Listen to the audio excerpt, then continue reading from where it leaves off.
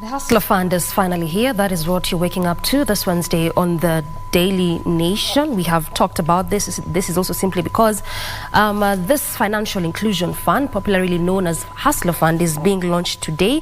This is at the Green Park terminus, and I can tell you for sure there are so many questions than there is answers, in particular in respect to this fund. Just going by what the Daily Nation has highlighted is the issue of the 8% prorated interest. You can remember in the campaign trail, the president then, as deputy president, had talked about it being zero interest rate. So how then is it, or better still, how then have they come up with this particular 8%, and what really do Kenyans are saying about this? Also, the 50 billion amount of money in which the fund targeting small businesses, this could be either revised upwards or downwards. This is following what the Treasury CS just said 2 days back, that he has lifted that particular cap, and so this remains with the National Assembly to perhaps either bring it up or bring it down. So 50 billion, as it were, in the regulation has been done away with respect to the ceiling of this particular fund. And also, this is a fund that is going to cater for about 8 million Kenyans who had been blacklisted.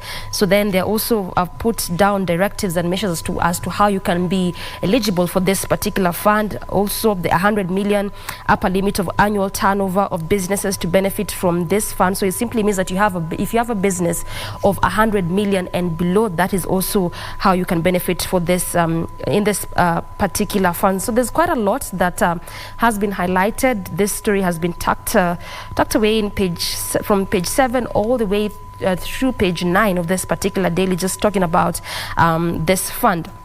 Away from that, inside Raila's plan to check Kenya Kwanza's excesses, you can remember that those particular rallies are set to begin today in Kamukunji and move to counties of Mombasa and Nairobi, but that was put on a halt following that particular parliamentary group meeting that Azimio held yesterday. And so they said that the rallies, I should say, will begin on 7th of December, and they say that the reason as to why they halted is because of the ongoing exams. So we wait to see how all this will pan out. There's been really quite concerns, I should say, that have come from this particular faction. Issues of GMOs, high cost of living, still on the high, IBC with the 4 commissioners as well. So quite a raft of issues that they have raised so far since this government took office. And equally, win for maize farmers. This is even as cabinet now pushes the imports to next year. This is to give local produce priority. This had been a matter that also the courts pronounced themselves on, whereby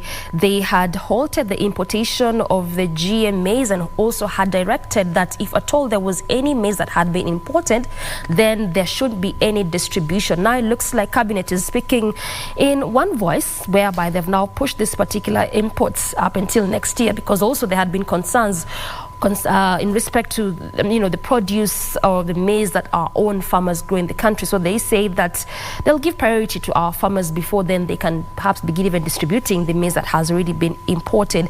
And also we know that vetting of the principal secretaries recommences again today. This is following that directive from the High Court yesterday, terming that particular petition premature. This is a process that had been halted on the 15th of October, and so far about 29 PSs had already been vetted. So this is recommencing again today to continue on that particular process of the remaining principal secretaries. And to some bit of business, choking on debt, no room to borrow as Kenya reaches ceiling. This is a message from the Treasury CS, Jugun Ndungu, who says that Kenya has little wiggle room left for fresh borrowing, a situation that has been aggravated by the multiplicity of shocks to the economy. This is also a matter that the president over time spoke to, say that this government will really try to ensure they don't really go that route of borrowing. And you can remember that just before the election, Parliament, then the 12th Parliament raised the debt ceiling from 9 trillion to 10 trillion. But going by what the CS Treasury is saying is that now we have very little wiggle room to borrow as a country.